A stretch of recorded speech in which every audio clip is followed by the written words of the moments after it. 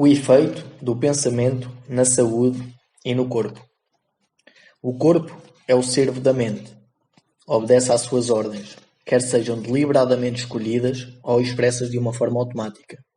Sob o comando de pensamentos impróprios, o corpo rapidamente se afunda em doença e decadência. Sob o comando de pensamentos belos e felizes, veste-se de juventude e beleza. Doença e saúde, tal como as circunstâncias, têm as suas raízes no pensamento.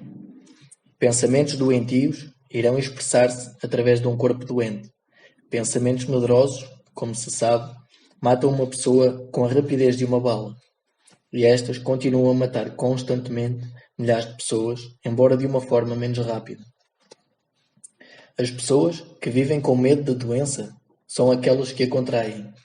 A ansiedade enfraquece rapidamente todo o corpo, deixando-o vulnerável ao aparecimento de doenças. Já os pensamentos impuros, mesmo que não sejam fisicamente satisfeitos, depressa destroem o sistema nervoso. Pensamentos firmes, puros e felizes dão ao corpo vigor e graça. O corpo é um instrumento delicado e moldável, que responde prontamente aos pensamentos que o impressionam, e os hábitos mentais irão produzir sobre ele os seus efeitos, tanto bons como maus.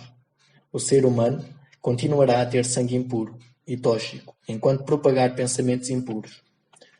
De um coração puro, emerge um corpo puro e uma vida puros. De uma mente contaminada, surge uma vida corrupta e um corpo pervertido. O pensamento é fonte de ação, vida e expressão. Purifique essa nascente e tudo o resto será puro. Uma mudança na dieta não ajudará quem não altera os seus pensamentos. Mas quando tornarmos puros os pensamentos, não voltamos a desejar alimentos impuros. Se queres proteger o teu corpo, preserva a tua mente. Se pretenderes rejuvenescer o teu corpo, embeleza a tua mente. Pensamentos maliciosos, invejosos, desapontados e desanimados roubam ao corpo toda a saúde e graça. Um rosto amargurado e zangado não é fruto do acaso. É produto de pensamentos amargos. Rugas que desfiguram são causados por insensatez, furor e soberba. Conheço uma mulher de 96 anos que tem o rosto luminoso e inocente de uma menina. E conheço um homem, bastante abaixo da meia-idade, cuja face está marcada por contornos desarmoniosos. Um é resultado de um temperamento doce e otimista. O outro é fruto da raiva e do descontentamento. Assim como não podemos manter uma casa fresca e saudável se não deixarmos entrar livremente nos nossos quartos o ar e a luz do sol, também um corpo forte e um semblante luminoso, feliz ou tranquilo, apenas pode resultar de uma mente aberta a pensamentos de alegria, boa vontade e serenidade. Nos rostos dos idosos, vemos rugas deixadas pela generosidade, outras por um pensamento firme e puro, e outras, ainda que foram esculpidas pelo sofrimento, quem não as distinguiria? Para aqueles que viveram uma vida de retidão, a velhice é calma, tranquila e suavemente amadurecida como um pôr do sol. Recentemente vi um filósofo no seu leito de morte. Não era velho, apesar dos muitos anos. Morreu de forma tão suave e tranquila como havia vivido. Não existe melhor médico para afastar os males do corpo do que um pensamento alegre. Para dispersar as sombras da dor e da tristeza, não há consolo que se compare à benevolência. Uma mente que vive dominada por pensamentos de má vontade, cínicos, desconfiados e invejosos, está destinada à profundeza de uma prisão construída por si própria. Mas pensar bem de todos, ser amável com todos e aprender pacientemente a ver o bem em tudo, pensamentos altruístas, são as verdadeiras portas do céu. Alimentar diariamente pensamentos pacíficos para com todas as criaturas trará paz em abundância para quem assim fizer. Pensamento e propósito. O homem deve conceber no seu coração um objetivo legítimo e partir ao seu alcance. Deve fazer desse objetivo o ponto central dos seus pensamentos. Enquanto o pensamento não estiver relacionado com um propósito, não haverá realização inteligente. A maioria das pessoas deixa que o barco do pensamento flutue à deriva no oceano da vida. A ausência de propósito é um vício, e esse deambular não pode manter-se para aqueles que querem afastar-se da catástrofe e da ruína. Aqueles que não têm um propósito central na vida tornam-se presas fáceis de preocupações mesquinhas, medos, problemas e autocomiseração, todos eles sinais de fraqueza que, tal como os pecados deliberadamente planeados, embora por uma via diferente, conduzem ao fracasso, à infelicidade e à perda, pois a fraqueza não pode preservar num universo movido pela energia. O homem deve conceber no seu coração um objetivo legítimo e a partir do seu alcance. Deve fazer desse objetivo o ponto central dos seus pensamentos. Pode tomar a forma de um ideal espiritual ou pode ser um objeto terreno, de acordo com a sua natureza nesse momento. Mas, seja o que for, deverá concentrar firmemente a sua força mental sobre o objetivo a que se propôs. Deverá fazer, desse propósito, o seu dever supremo e deve dedicar-se à sua realização, não permitindo que os seus pensamentos se desviem para fantasias efêmeras, desejos e imaginações. Esta é a estrada real para o autocontrole e o verdadeiro foco mental. Mesmo que falhe uma e outra vez na realização do seu propósito, como necessariamente acontecerá até a fraqueza ser superada, a força de caráter adquirida será a medida do seu verdadeiro sucesso, criando um ponto de partida para o seu poder e triunfo futuros. Aqueles que não estão preparados para aprender um propósito maior devem focar os seus pensamentos no desempenho irrepreensível do seu dever, independentemente de quão insignificante a sua tarefa possa parecer. Só assim poderá reunir e focar os pensamentos e desenvolver a firmeza e a energia. Conseguindo, não haverá nada que não possa atingir. A alma mais fraca, reconhecendo a sua própria fraqueza e acreditando nesta verdade de que a força só pode ser desenvolvida com esforço e prática, irá então empenhar-se, adicionando esforço ao esforço, paciência à paciência e força à força. Nunca deixará de se desenvolver e, por fim, crescerá divinamente poderosa. Da mesma forma que alguém fisicamente fraco se pode tornar forte através de um treino cuidado e paciente, também alguém de fracos pensamentos pode torná-los fortes, exercitando-se no correto pensar. Repudiar a falta de objetivos e a fraqueza e começar a pensar com um firme propósito significa enverdar nas fileiras dos mais fortes, daqueles que apenas veem o fracasso um caminho para o sucesso, que se adequam a qualquer situação, que pensam de forma poderosa, que arriscam sem medos e que atingem os objetivos com mestria. Tendo definido o nosso propósito, devemos traçar mentalmente um caminho direto para o alcançar, não desviando o olhar nem para a direita nem para a esquerda. Dúvidas e medos deverão ser rigorosamente excluídos. São elementos desintegradores que quebram a linha reta do esforço, tornando-se sinuosa, ineficaz e dispensável. Pensamentos duvidosos e cobardes nunca alcançarão coisa alguma, nem poderiam. Conduzem sempre ao fracasso. Propósito, energia, poder de realização e pensamentos firmes cessam quando a dúvida e o medo se instalam. A vontade de realização nasce da noção daquilo que conseguimos fazer. A dúvida e o medo são os maiores inimigos do conhecimento, e quem os estimula, quem não os destrói, frustra-se a cada passo.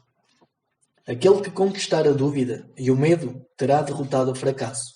Cada pensamento dessa pessoa é um poderoso aliado e todas as dificuldades são corajosamente enfrentadas e sabiamente superadas. Os seus propósitos são plantados no tempo certo, florescendo e dando frutos que não caem prematuramente por terra. Aquele que conquistar a dúvida e o medo terá derrotado o fracasso. Cada pensamento dessa pessoa é um poderoso aliado e todas as dificuldades são corajosamente enfrentadas e sabiamente superadas. O pensamento destemido, aliado a um propósito, transforma-se em força criativa. Aquele que sabe disto está pronto para se tornar em algo superior e mais poderoso do que um mero conjunto de pensamentos vacilantes e sensações irresolutas.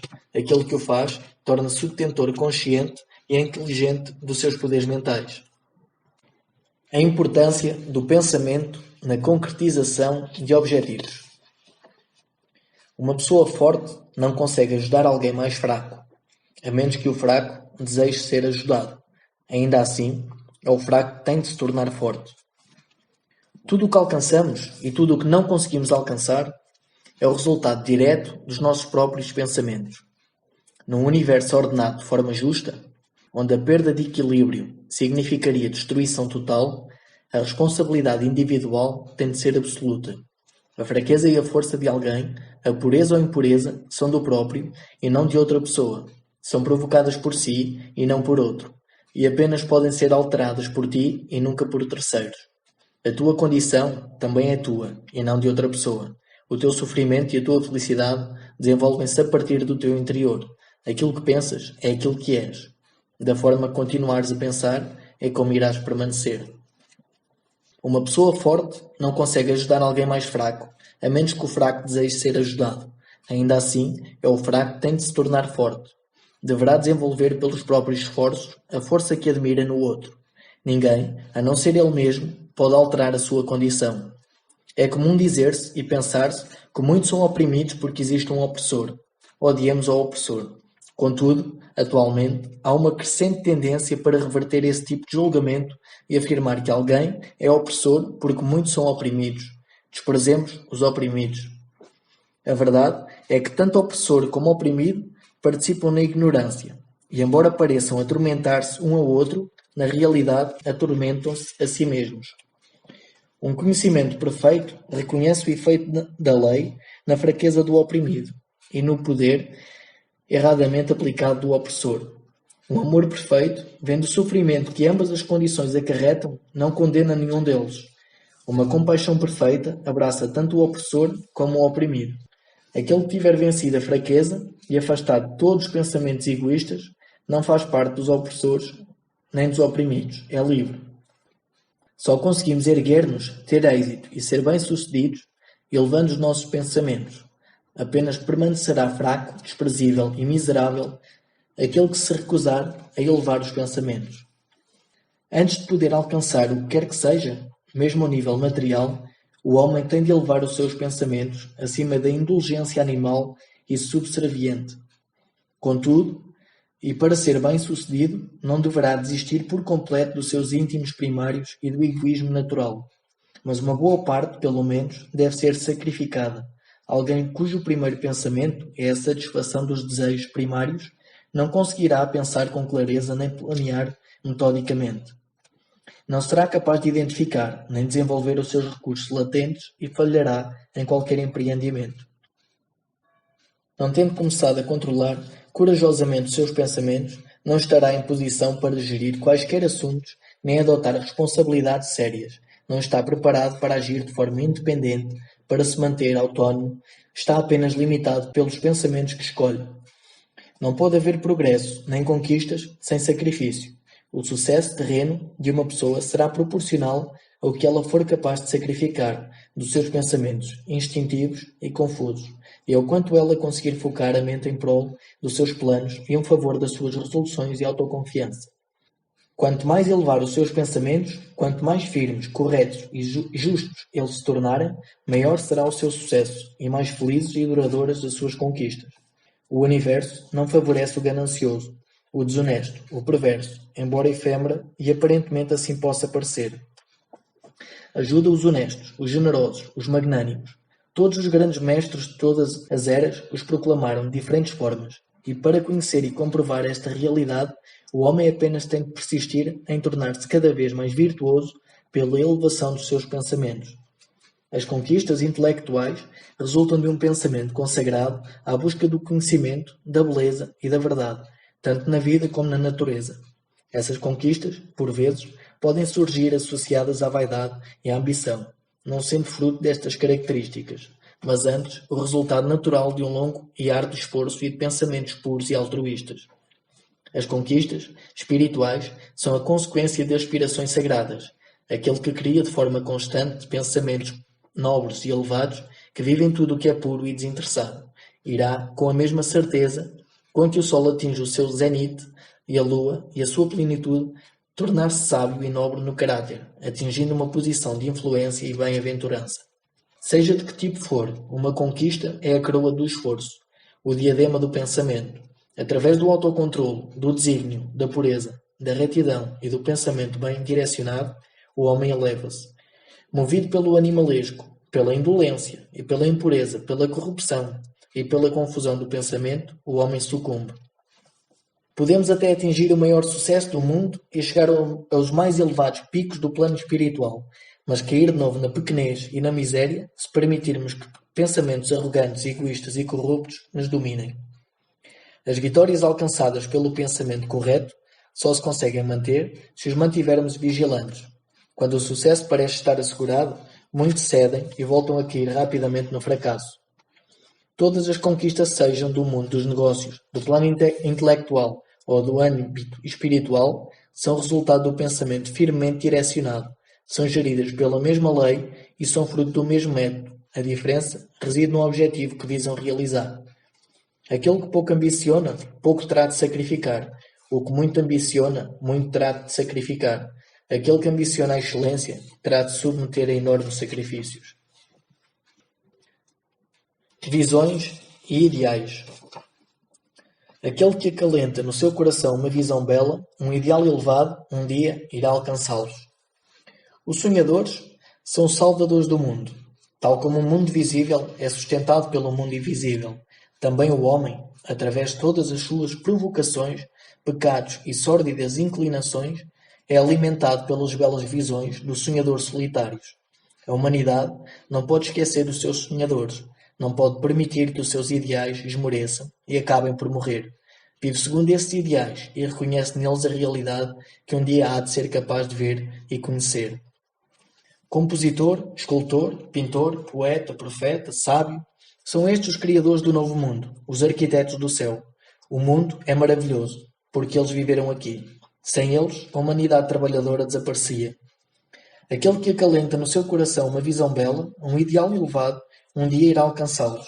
Colombo cultivou uma visão de outro mundo e descobriu-o. Copérnico fomentou a visão de uma multiplicidade de mundos e de um universo mais amplo e revelou-os. Buda contemplou a visão de um mundo espiritual de beleza imaculada e de paz perfeita e alcançou-o. Alimenta as tuas visões, valoriza os teus ideais, estima a música que te emociona.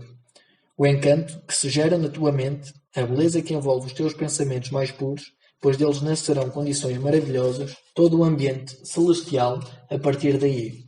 Se te mantiveres fiel a esses princípios, o teu mundo será finalmente edificado.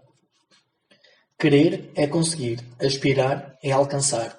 Os desejos mais básicos do homem devem receber total gratificação, e as mais puras aspirações, definhar por falta de sustento? Essa não é a lei. Essa ordem das coisas nunca poderá levar ao pede e receberás. Sonha em grande. Aquilo com que sonhares será aquilo em que te irás tornar. A tua visão é a promessa do que um dia serás. O teu ideal é a profecia daquilo que, no final, te irás revelar. No início e durante algum tempo, a maior conquista foi um sonho. O carvalho dorme dentro da bolota. A árvore espera dentro do ovo. E na mais elevada visão da alma, um anjo agita-se ao despertar. Os sonhos são os rebentos da realidade. As tuas circunstâncias de vida podem não ser agradáveis, mas não permanecerão assim por muito tempo se descobrires um ideal e lutares para o alcançar. Não podes fazer uma viagem interna se estiveres parado no exterior. Imagine-se um jovem duramente esmagado pela pobreza e pelo trabalho, confinado durante longas horas a uma oficina insalubre, analfabeto e desprovido de qualquer forma de educação e de requinte. Este jovem sonha com coisas melhores. Pensa em educação e inteligência, requinte, elegância e beleza. Imagina e constrói mentalmente uma condição de vida ideal. A visão de uma liberdade mais ampla e de um maior alcance domina-lhes os pensamentos. A inquietação estimula-o para a ação. E ele usa todo o tempo livre e todos os meios de que dispõe, por mais pequenos que sejam, para desenvolver os seus poderes e recursos latentes. A sua mente modificar-se-á de tal forma que em pouco tempo a sombria oficina já não o irá reter. De tal forma se terá desarmoniado com a sua mentalidade que abandonará a sua vida. Tal como uma peça de roupa que se despe e se põe de parte, e perante o surgimento das novas oportunidades que ocorrerá no âmbito dos seus poderes em expansão, ele abandoná-la-á para sempre. Anos mais tarde, veremos este jovem transformado num homem adulto e maduro. Vamos encontrá-lo já senhor de certas forças mentais, que utiliza de forma influente por todo o mundo, com um poder quase inigualável, Nas suas mãos, segura as rédeas de responsabilidades gigantes. Ele fala e maravilhosamente vidas transformam-se. Homens e mulheres bebem nas palavras e transformam as suas índoles, e tal como o sol, ele torna-se no eixo central luminoso em torno do qual giram inúmeros destinos. Concretizou a visão da sua juventude, fundiu-se com o seu ideal. E tu também, caro leitor, irás concretizar a visão, não o desejo inútil do teu coração, seja simples ou grandiosa, ou uma mistura de ambas, pois irá sempre gravitar em direção àquilo que secretamente mais amas. Nas tuas mãos serão colocados os exatos resultados dos teus pensamentos. Irás receber exatamente aquilo que mereces, nem mais, nem menos. Seja qual for o ambiente em que atualmente vives, irás cair, manter-te ou erguer-te com os teus pensamentos, a tua visão, o teu ideal.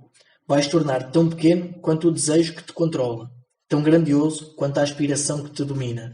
Nas belas palavras de Stanton Davis.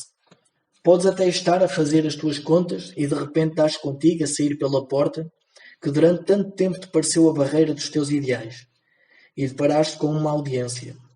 A caneta, ainda atrás da tua orelha, e os teus dedos manchados de tinta, e então, aí e nesse momento, começarás a derramar a torrente da tua inspiração. Podes ver-te a pastorar ovelhas e no segundo seguinte a deambular pela cidade, bucólico e boquiaberto. Vais vaguear sob a sua orientação, intrépida do espírito, no ateliê dos mestres. E, após algum tempo, ele dir-te-á: não tenho mais nada para te ensinar. Agora, tu que ainda há pouco sonhavas com coisas grandiosas, enquanto guardavas as ovelhas, tornaste-te no mestre. Deves deixar de lado o serrote e a plaina para assumires a regeneração do mundo. Aqueles que não pensam, os ignorantes e os indolentes, ao vislumbrarem apenas os efeitos aparentes das coisas, e não as próprias coisas, falam de sorte, de fortuna e de acaso. Ao verem alguém enriquecer, dizem: que sorte que ele tem. Ao verificarem que um outro indivíduo que se torna num intelectual, exclamam: privilegiado que ele é. E ao notarem o caráter virtuoso de outro e a sua extrema influência, comentam: como a sorte o beneficia a toda a hora. Eles não veem as provocações, fracassos e batalhas que essas pessoas enfrentaram voluntariamente para atingirem as suas conquistas.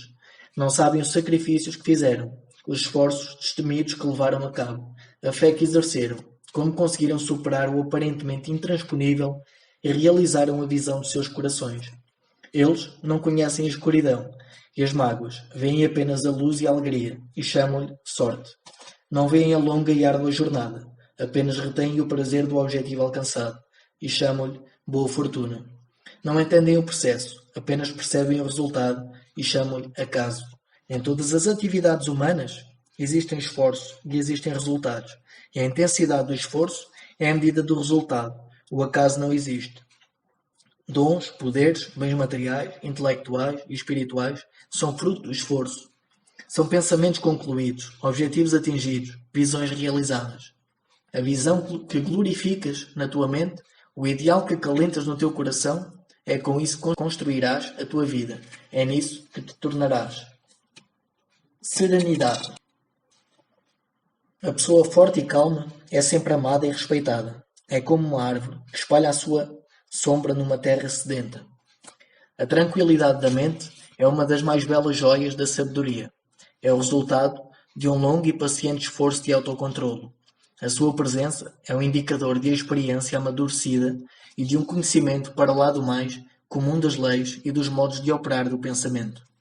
A pessoa torna-se calma à medida que se vai entendendo a si mesma e se vê como um ser pensante em evolução, pois esse conhecimento exige a compreensão dos outros como um resultado do pensamento. E à medida que desenvolve um entendimento correto e que vê cada vez mais claramente as relações internas das coisas, pela ação de causa e efeito, deixa de enfurecer e de se preocupar, de se lamentar, e permanece equilibrada, firme e serena. A pessoa calma, tendo aprendido a governar-se a si própria, sabe como se adaptar aos outros, e eles, por sua vez, respeitam a sua força espiritual e sentem que podem aprender com ela e nela confiar. Quanto mais tranquilo alguém se torna, maior é o seu sucesso, a sua influência e o seu potencial para o bem. Mesmo o mais comum homem de negócios verá os seus empreendimentos prosperarem à medida que vai desenvolvendo um maior autocontrole e serenidade, pois as pessoas vão sempre preferir lidar com alguém cujo comportamento é forte e estável. A pessoa forte e calma é sempre amada e respeitada. É como uma árvore que espalha na sua sombra numa terra sedenta ou uma rocha acolhedora no meio de uma tempestade. Quem não admira um coração tranquilo, uma vida doce e equilibrada? Não interessa se chove ou se faz sol, ou que mudanças estão destinadas àqueles que possuem essas bênçãos, já que eles, sempre doces, serenos e calmos. Essa requintada forma de caráter, a que chamamos serenidade, é a última lição da cultura, o frutificador da alma. É tão preciosa quanto a sabedoria, mais desejada do que o ouro. Sim, do que o mais fino ouro. Quão insignificantemente parece a mera busca pelo dinheiro, quando comparada com uma vida serena, que habita o oceano da verdade, debaixo das ondas, a salvo do alcance das tempestades, na calha eterna. Quantas pessoas conhecemos que tornam as suas vidas amargas, que arruinam tudo o que é doce e belo, com temperamentos explosivos, que destroem o equilíbrio de caráter, que envenenam o próprio sangue? É uma importante questão a de saber se a maioria das pessoas não arruína as suas vidas e não destrói a sua felicidade por falta de autocontrole. São tão poucos aqueles que encontramos na vida, e que são bem equilibrados, que detêm a requintada elegância de um caráter completo e aprimorado. Sim, a humanidade avança com paixão desenfreada. Tumulta-se sob um desgoverno de sofrimento, deixa-se fustigar pelos vendavais da ansiedade e da dúvida.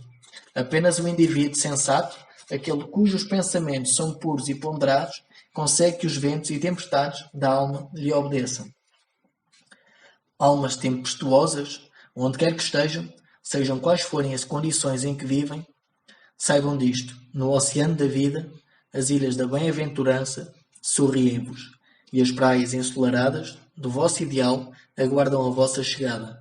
Segurem com mão firme o leme do pensamento. Na embarcação da vossa alma repousa um mestre que a comanda. Ele está apenas adormecido. Despertem-no.